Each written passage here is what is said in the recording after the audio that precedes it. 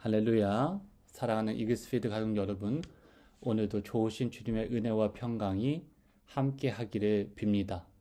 3월 13일 수요일 아침입니다. 오늘 우리가 함께 나눌 말씀은 마가복음 11장 1절에서 11절까지의 말씀입니다. 그들이 예루살렘에 가까이 와서 감난산 벳바게와 베다니에 이르렀을 때에 예수께서 제자들 중 둘을 보내시며 이르시되 너희는 맞은편 마을로 가라. 그리로 들어가면 곧 아직 아무도 타보지 않은 나귀 새끼가 매어 있는 것을 보리니 풀어 끌고 오라. 만일 누가 너희에게 왜 이렇게 하느냐 묻거든 주가 쓰시겠다 하라. 그리하면 즉시 이리로 보내리라 하시니 제자들이 가서 본즉 나귀 새끼가 문 앞 거리에 매어 있는지라. 그것을 푸니 거기 서 있는 사람 중 어떤 이들이 이르되 나귀 새끼를 풀어 무엇을 하려느냐 하매 제자들이 예수께서 이르신 대로 말한데 이에 허락하는지라. 나귀 새끼를 예수께로 끌고 와서 자기들의 겉옷을 그 위에 얹어 놓음에 예수께서 타시니 많은 사람들은 자기의 겉옷을 또 다른 이들은 들에서 벤 나뭇가지를 길에 펴며 앞에서 가고 뒤에서 따르는 자들이 소리 지르되 호산나 찬송하리로다. 주의 이름으로 오시는 이여 찬송하리로다. 오늘 우리 조상 다윗의 나라여 가장 높은 곳에서 호산나 하더라. 예수께서 예루살렘에 이르러 성전에 들어가사 모든 것을 둘러보시고 때가 이미 저물매 12 제자를 데리시고 베다니에 나가시니라. 아멘. 예수님과 제자들의 일행이 예루살렘에 가까이 이르렀습니다.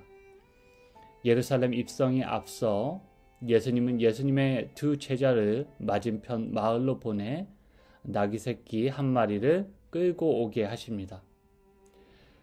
예수님이 예루살렘 입성을 준비하시면서 굳이 새끼 나귀를 선택하신 이유는 무엇일까요?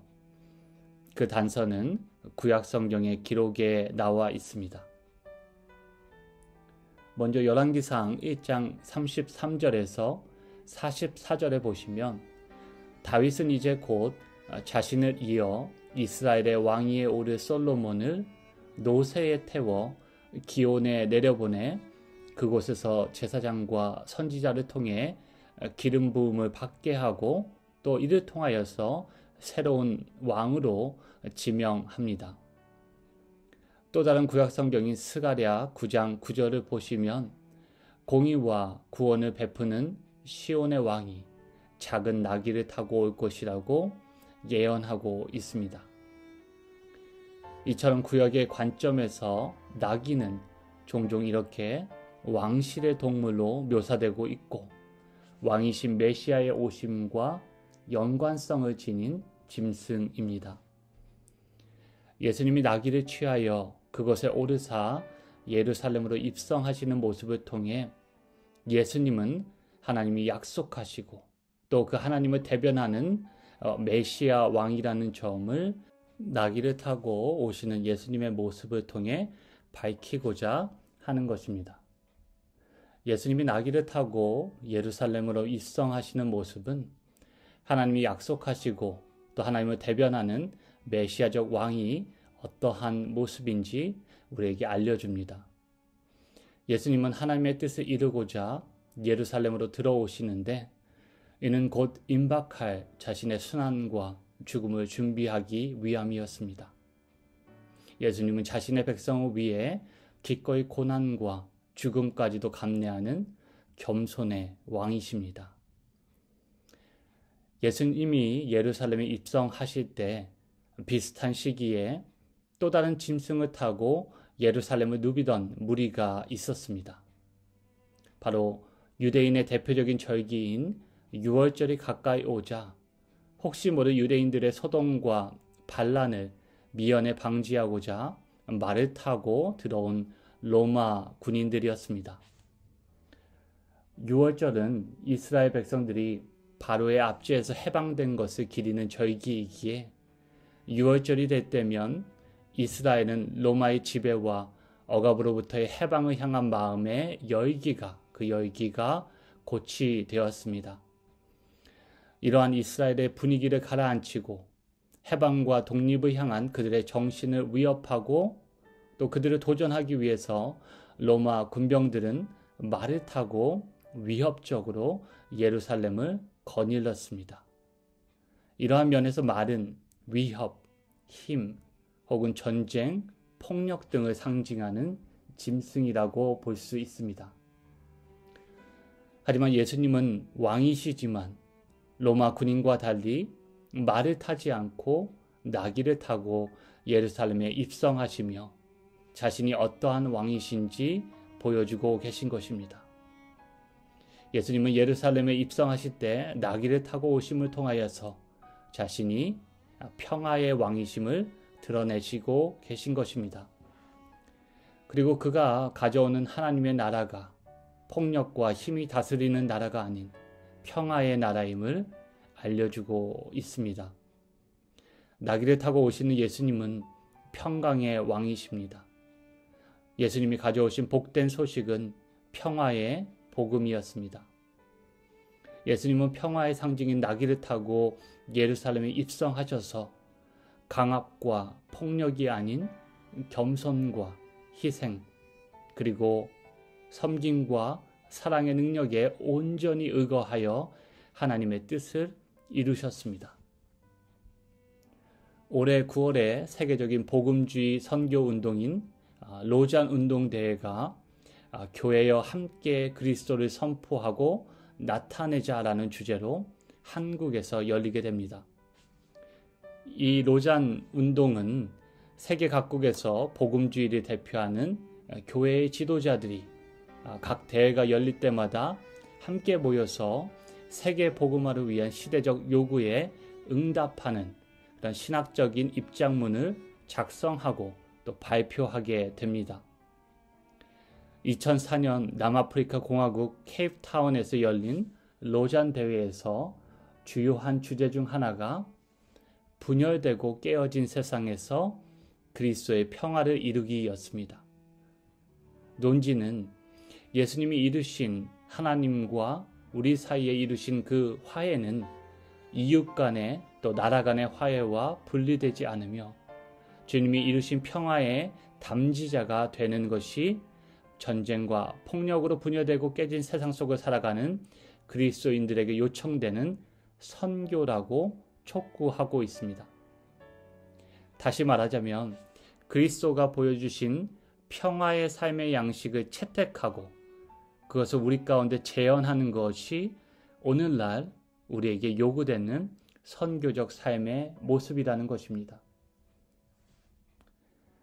본문을 통해서 예루살렘에 입성하시는 예수님을 두고 또 보여지는 사람들의 반응에 대해 한 가지만 더 말씀을 드리고 오늘 새벽기도 말씀을 마무리하겠습니다. 예수님께서 제자들에게 요청한 대로 그들은 베다니 맞은편 마을에 가서 새끼 나귀를 발견하고 그 임자들에게 예수님이 말씀하신 대로 주가 쓰시겠으니 나귀를 내어달라고 말합니다. 그러자 나귀의 임자는 제자들의 말대로 자신의 나귀를 제자들에게 허락하는 장면이 오늘 단락에 등장합니다. 그리고 예수님께서 그 나귀를 타고 예루살렘으로 입성하자 또 많은 사람들은 자기들의 겉옷을 벗어 나귀 위에 그리고 예수님이 가시는 길 위에 펴 놓았습니다. 당시의 겉옷은 지금 우리가 입고 다니는 겉옷이 갖는 가치와는 비교할 수 없을 정도로 귀한 것이었습니다. 아마 당시 상황과 사람들의 형편을 고려할 때 한 벌의 겉옷이 가지는 가치는 지금 우리가 입고 다니는 겉옷에 비해 훨씬 더 귀했을 것으로 예측이 됩니다. 나귀를 내준 나귀 주인도 그리고 자신의 겉옷을 내준 사람들도 자신들이 가진 소유를 단순히 포기한 것이 아닙니다. 예수님을 위해 자신의 것을 바로 사용한 것이었습니다. 제자도에 대해 이야기할 때 우리는 예수님을 위해 많은 것을 포기하는 삶을 떠올리곤 합니다. 하지만 참된 제자도는 예수님을 위해 나를 포기하고 나의 소유를 포기하는 것에서 그치지 않습니다. 진정한 제자도는 예수님을 위해 예수님이 원하는 대로 나의 삶을 살아가고 나의 능력과 소유를 바로 사용하는데 그 방점이 있습니다. 평화도 마찬가지입니다. 평화는 내가 가진 힘과 권력을 단순히 포기하는 데서 비롯되지 않습니다. 오히려 내게 주어진 지위와 권세와 능력을 예수님의 뜻대로 선용하는 데서 시작이 됩니다. 예수님은 소극적으로 자신의 삶을 포기함으로 평화를 이루신 것이 아니라 적극적으로 하나님의 뜻대로 살아가심으로 이 땅 가운데 화해와 평강을 이루셨습니다.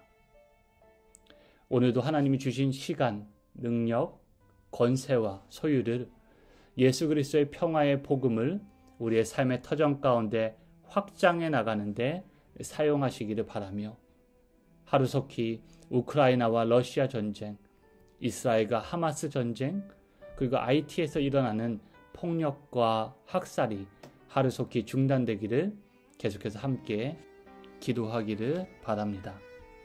함께 기도하시겠습니다. 깨어져서 파편화된 세상 가운데 온전한 샬롬을 이루기 위해 이 땅 가운데 오신 주님을 찬양하고 경배합니다. 주님이 이루신 샬롬, 그 평화로움을 오늘도 누리는 은혜를 우리 가운데 더하여 주시옵소서.